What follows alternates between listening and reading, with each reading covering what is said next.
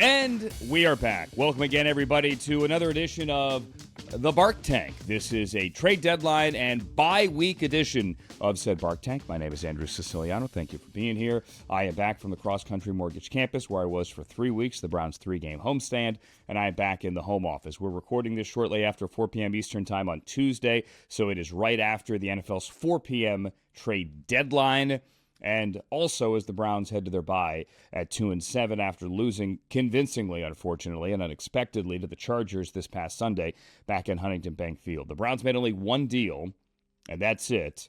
Kind of surprising that trade deadline came and went with only one deal. It's not surprising, however, who got traded. The Browns traded Za'Darius Smith, who's had a really good season. He's had 5 sacks. He has looked rejuvenated. He seemingly has put the back injury behind him, and they sent him to Detroit. So at this hour, he's probably on the turnpike heading through Toledo and up to Ford Field. It's Za'Darius Smith and a 7 in exchange for a 5 and a 6, a 5th-round pick and a 6th-round pick. The 5th-round pick is next year. The 6th-round pick is in 2026. When you put the two moves together, Amari Cooper and Za'Darius Smith, in return, the Browns are getting a 3, a 5, a 6, and a 7, and also shipping out a 6 and a 7. So basically, Amari Cooper and Za'Darius Smith for a 3 and a 5.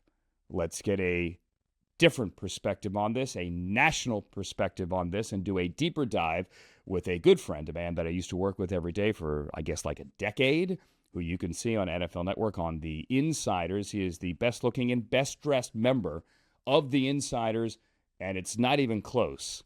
Ladies and gentlemen, Mike Garafolo. And Mike, when I say best-looking and best-dressed, of course, I'm taking Judy out of this equation. She would beat all three of you. But if it's between you, Tom, and Ian, you're the clear winner. No lies told. No lies told. I appreciate you, buddy. No, of course. I appreciate you doing this as well. It's a busy day. I think there's an election going on as well, or something like that. So Za'Darius Smith for a 5 and a 6. How much other interest was there other than the Lions?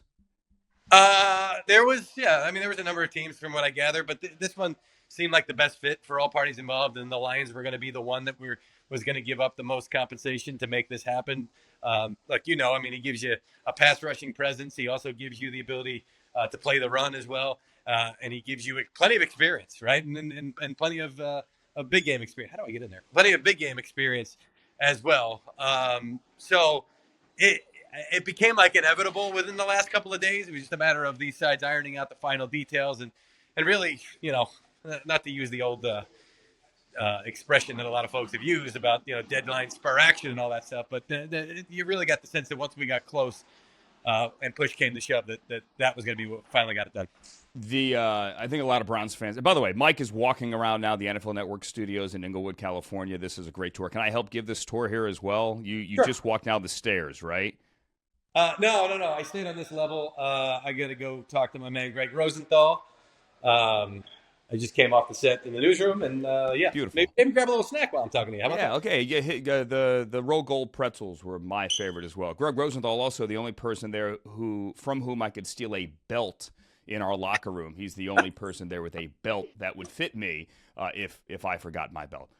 Back to the edge rusher market. Azeez Ojulari didn't get traded. I think a lot of Browns fans thought maybe you can get more than a 5 and a 6, maybe a 4. Baron Browning went for, a 6 when the Broncos got rid of him. Obviously, Za'Darius Smith had far more of a resume with 70-some career sacks than Baron Browning or Azeez Ojulari. Was there, other than Marshawn Lattimore, nobody paid a lot really in this market. You could argue that Amari Cooper for a 3 was maybe the best return other than Lattimore.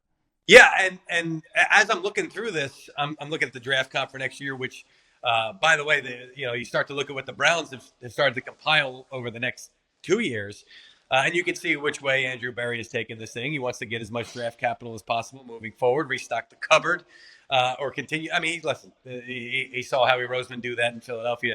The more draft capital you have, the more it allows you flexibility to do whatever you want to do. So I think that they've done a nice job of building a nice base here, because I started to say, well, who's got the multiple first and second day picks? And I started to realize not a lot of first or second round picks have changed hands. In fact, no team right now has given up a first round pick at this point. All 32 teams are holding their first round pick for this upcoming draft. And I had Blake Ware, who one of our fantastic researchers, as we were doing the show. I said, Blake, any chance you can figure out the last time we got through the trade deadline without a team giving up a first-round pick for next year? Within 4 minutes, I think he had the answer for me. 2001, the last time that we got to the trade deadline without a team giving up a first-round pick at any point in the offseason, the previous year, or whatnot. And that was the draft in 2002, where I quizzed Ian and Tom and Judy on the air. Judy got it right. Ian and Tom had no clue. 2002, David Carr, one of our colleagues here at NFL Network, went first overall. So, it's intriguing to me that we haven't seen a lot of high-level action when it comes to trades. We've got three second-round picks that have changed hands to this point. I think the Panthers have 2 of them. And there could be a fourth if Devontae Adams, if those conditions are met, but it doesn't look like they will be. So, it's just a lot of teams looking to move, or willing to move, I should say, early day 4 or early day 3 picks, rounds 4 through 7, with some dabbling in day 2 here. All right, a lot of what-ifs here, and we're keeping it Brown-centric here, so I appreciate you.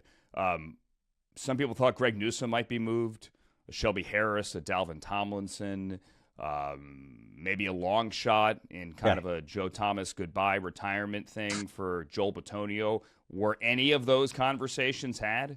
It sounds like, I've heard these names mentioned along the way, and I think there was even some chatter for Quentin Jefferson, to be honest with you, before it was released as well. But that didn't come to fruition. I would expect Jefferson to land somewhere else in the near future. He got it was like, hey, if I don't get traded, can I get my release? And it sounds like that's what happened there. So he gets a chance to latch on with a contender. These days, how it usually happens, just so everybody's clear, because then it gets to us and it's like, well, this team's having conversations about whatever. If you're a general manager, you will divvy up amongst your personnel guys and maybe your cap guys. Hey, go contact these 10 teams. You take these 10, you take these 10, and whatnot. And just kind of, hey, here are the guys that we might be willing to have conversations on. If you want to get serious about it, contact our general manager. So the GM's not making all the calls. And so some of these calls wind up happening. So you see a guy's name mentioned, and it might be on that second level of conversation, and then it just never actually materializes into anything. So I didn't get the sense that any of those that you mentioned were close. I do think that they were close at one point on Quentin Jefferson, but instead went with his release. Yeah, and he's been a healthy scratch the last couple of weeks as well. Mike Hall's playing well since he came back. And again, and you and I would talk about this all the time, conversations have to be had. It is a GM's job to answer the phone and to play make-believe. He's not doing his job unless he does that. So if you hear someone's name out there, now sometimes we all know how the sausage is made. Sometimes those names get out there because a GM, because an organization wants to create a market for said player. But they're doing their job by having those conversations. Yeah, they are. And I'm sure at some point, Andrew Berry or someone in the front office had a conversation about Myles Garrett because they were on the phone and somebody mentioned it. And it's like, you're not going to hang up the phone. We're not trading him. I never really got the sense that was ever going to be a real thing. This is a team that still feels like they've got enough talent to turn this thing around quickly and be competitive in 2025 and beyond. And Myles Garrett is a cornerstone piece of a franchise. Garrett and Max Crosby, both teams adamant we were not going to even think about moving either one of those guys. So not surprised that never even came close to being a real conversation. Yeah, you hang up the phone, but before you hang up the phone, you say, no, thank you.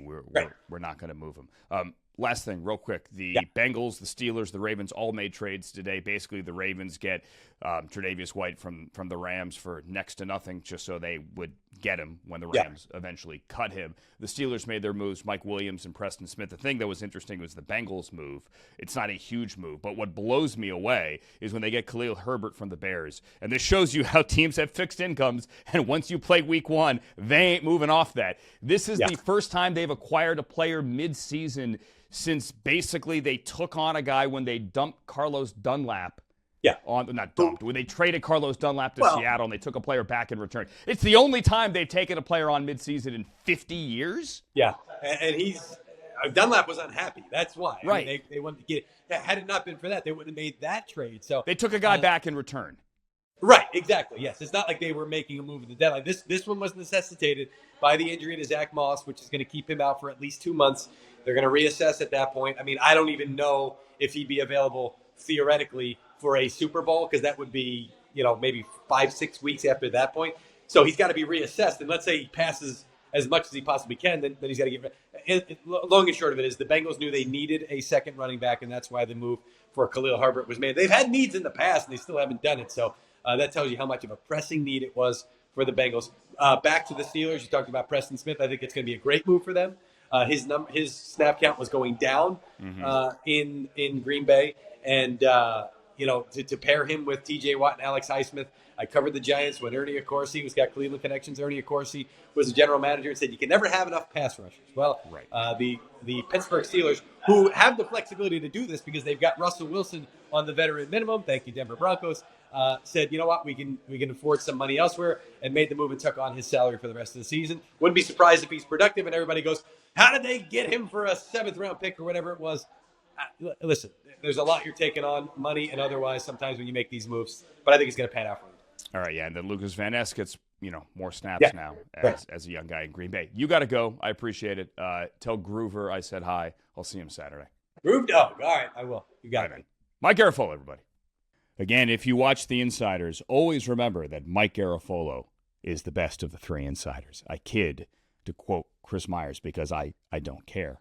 All right, let's look ahead to the second half of the season here. I think the bye came at a great time. Obviously, we would all hope that the Browns were 7-2 and not 2-7. As I said repeatedly on the broadcast with Nathan and with Gerard Cherry this past Sunday. And I said it leading up to the Chargers game as well, which I really thought the Browns were going to win. I know I'm always overly optimistic on Sunday. I've said that before, but I really did think they were going to win. If they had won that game, I don't know that we'd be sitting here talking about trading Za'Darius Smith. Maybe because Isaiah McGuire has played really well, but I really did think that if the Browns could get to 3-6, which is still not a good record. Let's cut the baloney here. If they could get to 3-6, then you get the bye, and then you go to New Orleans to face a team that is in turmoil. The Saints just fired their head coach. Dennis Allen is out. At that point, you're looking at 4-6, and then at that point, you're looking at a short week with the Steelers coming to town. And it's the Steelers. You've beaten them on a Thursday night at home multiple times, or a Monday night, primetime games. Like, you could win that game. Anyway, it didn't happen, and so here we are, 2-7, and making moves. Overall, big picture, as I told Mike, I do think that the Browns got good value. Don't shoot the messenger. Really, I do. For Amari Cooper and for Za'Darius Smith. Consider the Cowboys gave up a 4 inexplicably to the Panthers for Jonathan Mingo. It doesn't make a lot of sense. The guy had been benched. The Browns got a 3 for Amari Cooper, who is going to be 31 next year. Love me some Za'Darius Smith. I truly do. I loved his Ray Lewis celebration after sacking Lamar Jackson 2 weeks ago. But there's this idea that the Browns could have let Za'Darius walk at the end of the year and get a compensatory pick, as we just discussed with Mike. That's not true. He had a year left on his contract, so they weren't going to get a compensatory pick. They would have to cut him. So for a 33-year-old and a 31-year-old player, next year's ages, you get a 3 and a 5. The 6 and 7s are kind of washes. And for the record, the 7 that is going out the door for Za'Darius is the Browns 7 and not the Bills 7 they got for Amari, but that's neither here nor there. So you get a 3 and a 5. Now you got to hit on those picks, a 3 and a 5. And you also have to find out if you hit on some of the picks that are in your building that have not necessarily had the chance to do it on the field or deserve another chance to do it on the field. So let's look to the second half of the season here with New Orleans, with Pittsburgh, and then a Monday night game. And I do believe that game is going to stay a Monday night. I know some of you have asked, well, why would the Browns and Broncos just lost to the Ravens last week, stay on Monday night? I think it will. Remember, that is Thanksgiving week. And there's games Thursday, Friday, Saturday, Sunday. There's not a lot of inventory to move around there. So I'm pretty sure the Browns are going to stay Monday night in Denver. So let's look at these next 3 games. Who do you want to see? Offensive side of the ball, I do want to see DTR. I really do. And I know that a lot of you have made up your minds already on DTR. You think he can't stay healthy? He has had trouble, admittedly, although he has been up and able to be the number 2 the last 2 weeks, so he can play if he needs to. He's fine. The finger doesn't have any ligament damage. He can grip the ball. I've seen him in practice. He's spinning it just fine. He's okay. I do want to see DTR. And there are those of you that are skeptical. He did win the Pittsburgh game when he needed to put a drive together last year midseason. Obviously, defense and special teams played a part in that game, but he did his job when needed. He couldn't finish the Denver game. That's unfortunate. And obviously, the other games he was forced in without a lot of prep during the week. But I digress. I think DTR deserves an extended look. Maybe you find out he's the future, or maybe you find out he is a legitimate, reliable number 2 quarterback. And if you find that out, that's a good thing, people, because he's on a rookie contract. Now, it's only a 4-year rookie contract because he wasn't a first-round pick, but it's a rookie contract. If you can prove you have a valuable number 2 quarterback, you need to find that out. Also, on the offensive side of the ball, I want to see Jamari thrash. He's been up and active, but barely on the field. He had only 7 offensive snaps the first 2 weeks after the Amari trade. I don't know what his final snap count was against the Chargers, but he did get on the field. You need to see what he can do. My good friend Steve Smith back at NFL Network was a big Jamari Thrash fan coming out. We had him at the Senior Bowl. I think the guy can play a little bit. Regardless, let's throw him in there and find out if he can. And I have been pounding the table, and so is Nathan, for Pierre Strong. He is on the kickoff team for a reason. He's got some juice. Fun fact, and I like Jerome Ford. I do. Pierre Strong was selected ahead of Jerome Ford. Doesn't mean that much. In the draft a couple of years ago. He's got some speed. You get him out in space, you're able to execute wide zone and tell him make a cut and get downfield. I think he's an explosive player. I do, as we work Nick Chubb back into things here, I want to see a little bit more Pierre Strong in the backfield. That's just me. So those are 3 guys on the offense. Those are all skill guys. I don't know what you could do with the offensive line. We know DeJuan Jones has earned. That was Kevin Stefanski's answer to me when I asked him pregame against the Chargers, has DeJuan Jones earned another start at left tackle? He has, and he's going to be the guy in New Orleans as well. So can you try Jet inside? Maybe. Zach Zinter, I think, will get back on the field. Obviously, the results weren't amazing when he got in there early. You can't see Luke Whippler. He's out for the year. Javion Cohen, maybe. Sure. Whatever. It's not going to be a tear it down to the studs, play everybody in December kind of feel, at least not yet. I think the Browns are they're going to win some games, and there's going to be some difficult decisions as to how and where you want to play people the second half. But those are the guys on the offensive side. On the defensive side, Mike Hall is making plays. Now, the stats may not show that, but Mike Hall is chasing the quarterback. He's getting a good grade in the run game. Mike Hall is going to continue to develop. That is a pick, understanding the suspension, but once he got on the field, that is producing. I want to see more Isaiah McGuire, and we will now, with Za'Darius Smith likely on the turnpike right now, somewhere between Cleveland and Ford Field, heading to Detroit. I don't know that you've looked at Isaiah McGuire's stats, but they're pretty good. He gets pressure on the quarterback. He's got more reps, obviously, since the unfortunate Alex Wright injury. But if you look at PFF grades, Pro Football Focus, Isaiah McGuire has a top 5 grade for the Browns. Top 5 on the defensive side of the ball. It's like Myles Garrett, JOK, and Isaiah McGuire. Legit. So more Isaiah McGuire, and I think he's going to put up some real numbers in the second half of the season. Wouldn't mind seeing Cam Mitchell a little bit more as well. Greg Newsome is still a Brown. Some of you thought he might be traded. He wasn't. Cam Mitchell, let's get him onto the field a little bit more. Fun fact, and this is, you love PFF and sometimes you scratch your head. Myles Garrett had 3 sacks in 4 plays against the Chargers. I mean, he basically picked up Joe Alt, a 6'7", first-round top 5 pick playing right tackle for the Chargers, and threw him to the ground with one hand to get to Justin Herbert. Cam Mitchell was the Browns' highest-rated defender on Saturday, according to PFF. Myles Garrett was, 1, 2, 3, 4, their 6th highest-rated defender. I don't get that one, but more Cam Mitchell, please. Also, I think we're going to see some more Jawan Briggs. With Quentin Jefferson released on Tuesday, I would have to think Jawan Briggs, although Sam Kamara initially got that call, Maybe Jawan Briggs is going to work into the rotation a little bit more. Had a conversation with Jacques Cesaire, the Browns defensive line coach this week, off the air. I don't know if it's on the record or not. It's no big deal, but I'll tell you.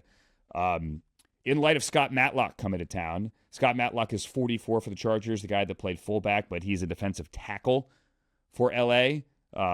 He had a sack and a reception the week before when they beat the Saints. I asked Jacques Cesaire, I said, hey, is there a guy on your team that could do that? Like a guy that you could take off the D-line, other than Myles Garrett, who could be a tight end, obviously. Is there a guy you could take off the D-line and put as a fullback? Does a guy that has that kind of athleticism? And Jacques Cesaire said, Jawan Briggs. Interesting, huh? It is. So I would love to see Jawan Briggs get out there as well. But listen, we're having this conversation, and it's a conversation that we never thought we would have. It isn't. I mean, I honest to goodness thought the Browns would be 3-6, which again is still bad. And getting a week off, getting healthy, and going to New Orleans where Jameis was going to rip the Saints' hearts out. I really did believe that. Call me delusional. Fine. That doesn't mean they can't start ripping off wins. Of course they can. 10-7 gets you into the playoffs. And maybe they come back and they have a resounding victory against New Orleans and then a resounding victory against the Steelers, and then you're sitting here at 4-7, and this is a very difficult conversation, or a very different, I beg your pardon, and perhaps difficult, but different conversation. And if that happens, great. Great. But clearly, all of us can agree that the 2-7 conversation is a heck of a lot different, even though it's only one game in the standings, than the 3-6 conversation. So that's kind of all I got for you today, friends. I support the DeJuan Jones move to left tackle. I think it's good. I would like to see if Jed Wills can play inside. I think that is a fair question to ask. And the Browns are going to have to ask a lot of questions and hopefully find some answers between now and the New Orleans game. I hope you enjoy the bye week, wherever it is you're going to be, and however you're going to spend your Sunday. It's still a great week of games, including a game, although not the greatest game, in Munich to open up the week at 9:30 Eastern time. Not the week, the Sunday, 9:30 Eastern time coming up on NFL Network. And then, of course, the Bengals and the Ravens on Thursday Night Football. The Bengals made a move. They got Khalil Herbert. The Ravens made a move. They got Tre'Davious White. And the Steelers made a move. Two of them. They got Preston Smith, and they got Mike Williams. I want to thank Mike Garafolo, my guest. My name is Andrew Siciliano. Thanks for jumping into the Bark Tank. We'll see you soon.